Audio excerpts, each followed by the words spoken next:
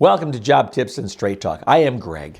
From time to time, I will address a video that has some commentary that may begin some controversy or seem a bit controversial in terms of the comment regarding the video. Sometimes I think the reason these comments come up is there are people who watch the videos who really like the content, who get value from it, and understand that it's designed to help them. And then there are folks who look at it and are offended by the video because maybe they are not seeing themselves in the same light or don't see themselves as having the wherewithal to do what's in the video.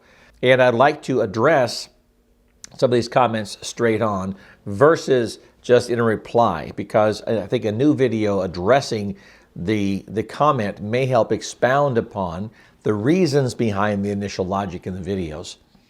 So in one case, a viewer, having watched a video regarding employee loyalty and quality of work and so on, said that, well, if they would only pay us a livable wage and treat us well, we might stay there longer and give them better work. I've decided to just F society. Well, okay. So I want to talk about this for just a moment, about a livable wage. What exactly is a livable wage? And what is it for? And what kind of work should you maybe do if you want a livable wage? So first of all, if you are in a job that is in low demand because there are so many people qualified to do it, which typically is the kind of job that requires low skill, no college education or trade school or vocational school. It's a non-skill, unskilled kind of just a labor type of job that most anyone can do who's in decent shape, or not even that. Don't expect to get a livable wage. I don't think a livable wage is important with a lot of jobs. By that I mean, before we get controversial here, flipping burgers at McDonald's or Burger King or the local burger joint and serving up French fries is not a job that requires a lot of skill. I've done it. I know.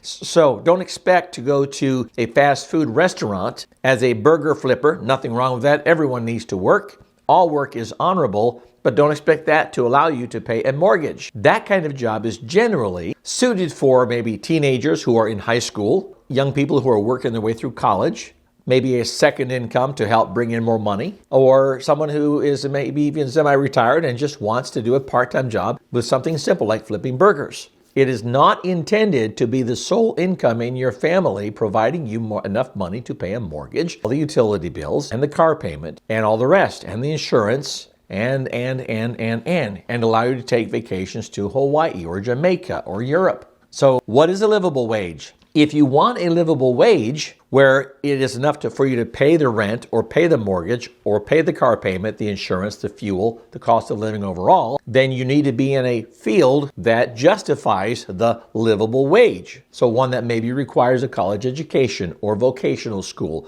or trade school, or one that on-the-job training is okay, but you gain a skill that then becomes more in demand. Higher demand, lower availability of workers results in higher pay, more of a livable wage. Imagine you're working in a job that is, again, so redundant or simple, easy, not complex, that most anyone can do it, and you've got 1 million people out there that are available to do it, and the employer has no problem getting people, and the wage is low, and you take that wage and you never get anywhere in life. Who do you have to blame but yourself? Let's go back to the fast food concept. If McDonald's all of a sudden pays $50 an hour and the average McDonald's store of decent volume has around 30 to 70 employees, how expensive do you think that Big Mac is going to be? Because the owner of the store has to make profit. That's the reason he's in business. He's not in business to give you a livable wage. Let's be clear here. The owner of the company is not in business so that he can pay you a livable wage. He is in business to make profit. Now, to the extent that his business has a high skill demand as far as employees go and fewer available employees, of course, it'll be a higher paying wage. But let's exaggerate a bit. Let's pretend that a fast food burger flipper makes the same wage as a high-paid attorney or a surgeon or a petroleum scientist or engineer, all of which have between 4 and 10 and 12 years of college and $200 to $300 or $400,000 in college debt, why would the people, if they're going to make the same money as someone working at McDonald's or Burger King or Dairy Queen, why would anybody go to college and have that kind of debt over their head to pursue a much more complex career if, well, McDonald's now pays $200,000 per year? So do we want to live in a society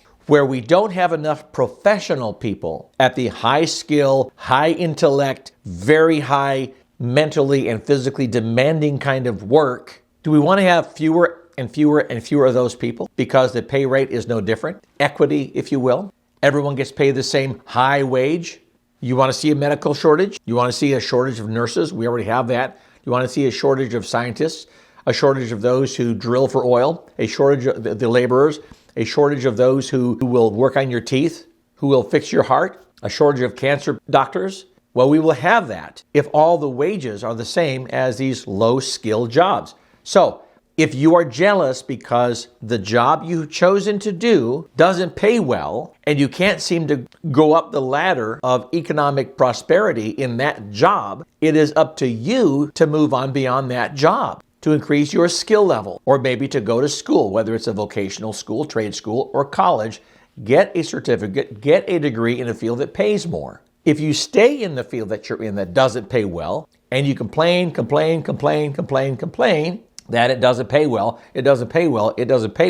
yet you choose to stay in that field, you must ask yourself the question, whose responsibility is it to get me out of my current situation? It's my responsibility, right? In terms of whether an employer treats you right, that will depend also on how good you treat the employer. If you do your job right, if you go to work on time, if you clean yourself up, if you are reasonable in terms of your bathing habits or your personal care habits, and then the quality of work you put out at work, if you show up on time or early every time, if you don't always complain about things every time you have a situation, you're just the first one to gripe to the boss. If all those things are right, your boss will probably treat you pretty well. And if that boss doesn't treat you well, find another job. It is much easier for you to find another job, to leave a job that you hate because of the boss, because of this, because of that, when you're in a low-skill job. You can go from one low-skill job to the next, to the next, to the next. Not difficult to do.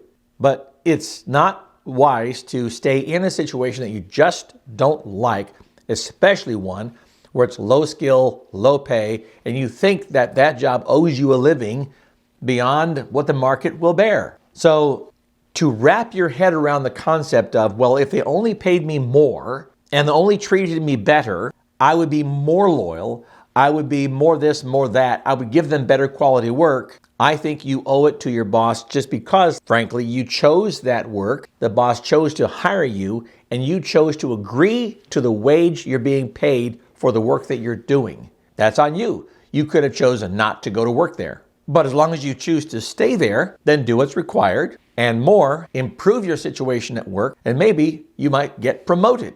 You might get that coveted pay raise. You might get that coveted better assignment. You might get all those goodies if your boss sees you putting your shoulder to the wheel, doing all the right things, in spite of the relatively low pay. Because whether a pay rate is low or high is, in my estimation, irrelevant when it comes to you doing quality work and just doing the right things and being the right kind of employee. Because that's a character issue.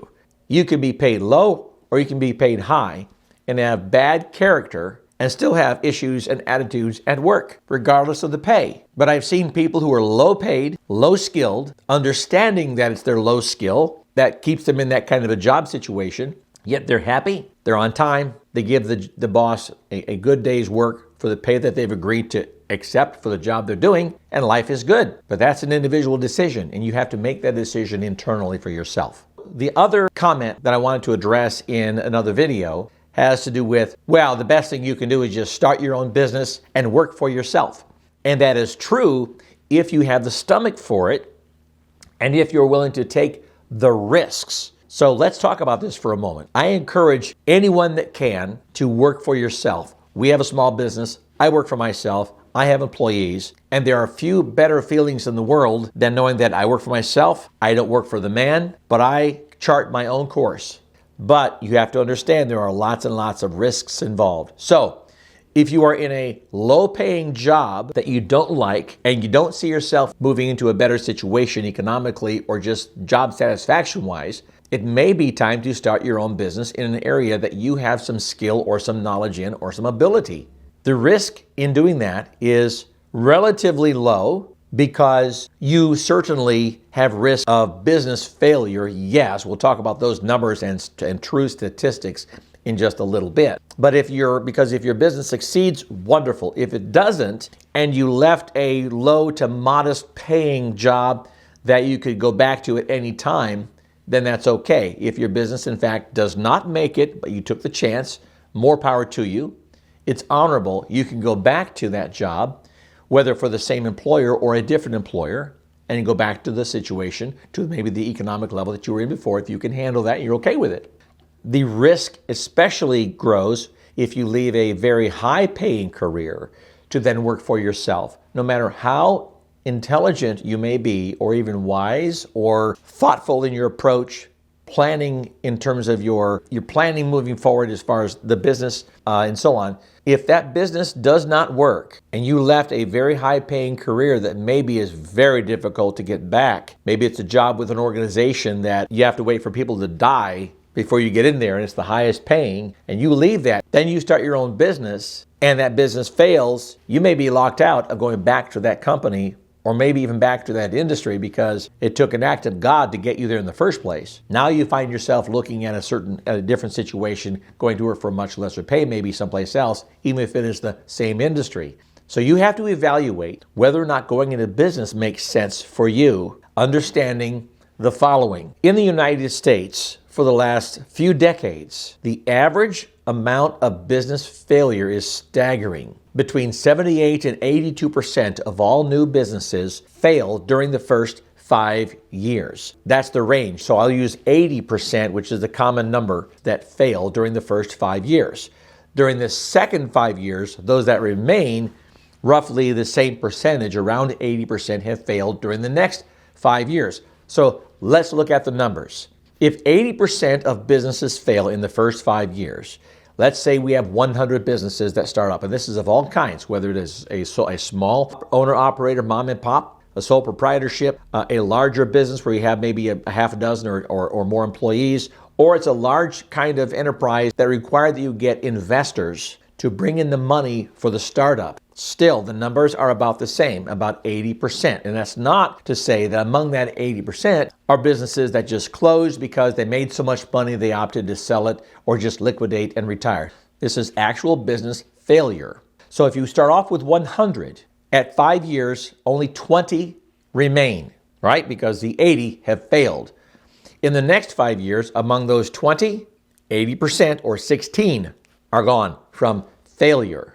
You lost 80 and then you lost 16. You've lost, during that 10-year period, 96 out of 100, meaning only 4 out of 100 businesses that start, only 4 remain at the end of 10 years. So if you do decide to start your own business, you need to understand that statistic, eyes wide open, before you go into it, leaving a potentially lucrative career, because you may not have the opportunity to go back, and the end can be more damaging than the beginning. You left a great paying job with hopes of doing something fantastic, and maybe it could have worked out. Maybe you could have gone to a level much, much higher, but then it didn't work out. What do you have left? Somebody else took the job, right? The risk is there. So sometimes companies will have these golden handcuffs, making it so difficult. They're not making it difficult because the pay is so good, the benefits are so good, the retirement package is great, stock options are great, and all that. It becomes more difficult for you to leave because you kind of know what you have. And better to deal with the devil you know than the devil you don't know, in terms of working for yourself with the chance that it might not work. And among the most intelligent people and the seemingly most business savvy people are business failures.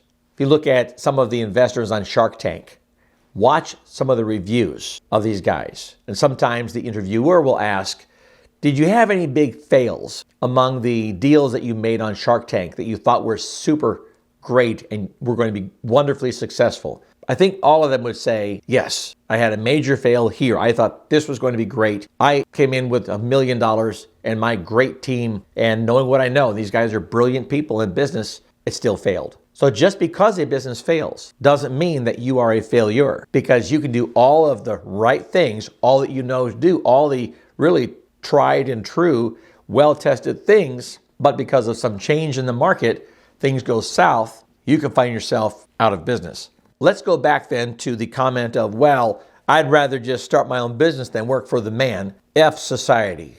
That kind of comment. Welcome to the real world. Welcome to the world of cast iron stomach, because that's what it takes sometimes. Welcome to the world of sleepless nights. Welcome to the world of working 60, 80, 100 plus hours per week. Welcome to the world of sometimes being the lowest paid person in your business, lower than some of your employees, because it is common that owners of businesses take no income for 3, 4, or 5 years and live almost on scraps to make it by, to sacrifice to get that business where it needs to go, to make sure that the business itself is financially stable. More importantly than me as the owner being financially lucrative and having the new car, new truck, new boat, new house, and all that. So be careful if you are overly flippant about the rich boss, about the boss who doesn't care, about the boss who doesn't treat me right, about the boss who doesn't pay me right, about the boss. Complain, unless you understand the shoes that your boss wears and the sacrifices your boss has endured to get where he or she is. Another piece of this is, man, I wish I had what that guy has or what that gal has. Man, if only. Well, you may not want to go through what that person went through to get what that person has. That person went through maybe sleepless nights, through maybe going broke 2 or 3 times before he or she made it, to having an ulcer, to have maybe gone through a divorce, whatever family problem that occurred because of the drive and the time commitment and the emotional commitment required to be successful in business. Sometimes many other aspects of life can just fall apart before that person finally makes it. If you say, well, look at that guy or gal, boy, they sure are successful. They've got it made. You don't know what got them to where they are. You don't know the sacrifice they went through. You don't know the risk that they took and all of the other things that have led them to where they are today. So be careful. So as you look at these videos in Job Tips and Straight Talk, please take the advice given to heart. Try to see it from a perspective of, you may be just fine. You may have this opinion, which is all valid, good and bad. I don't care. Good, or I should say positive or negative opinions. I'm good with all of them. But remember that we have 8 billion plus people on planet Earth and a few billion that are English speaking. And somewhere in this world of people that these videos go out to, someone needs to hear the material that's being presented or will find value in it. And if you find videos on this channel or any other channel that you don't think are valuable for you, that is perfectly okay. Not everything I see is valuable for me on certain channels, but for someone it is. Someone will benefit from what they learn on any of these channels that are out there, sharing tidbits of knowledge or maybe wisdom or just experience from the presenter's point of view or background. Everyone has their own experiences in life. Everyone from young to old and everywhere in between have unique experiences that they can share with other people. And it's those experiences, those kinds of things that make a person wiser that they can then impart into other people. I would love for every viewer of our videos to get 100% satisfaction, excitement, joy, wisdom, growth, etc. But I know that that's not realistic. I sure would love that to be the case. But I know that different people are at different levels in their lives. And this works for those who are at whatever level they're at, that a specific video or comment just resonates with where they are. And I hope you enjoy the videos for the purpose that we're doing them. Thank you for watching. I'll catch you on the next video.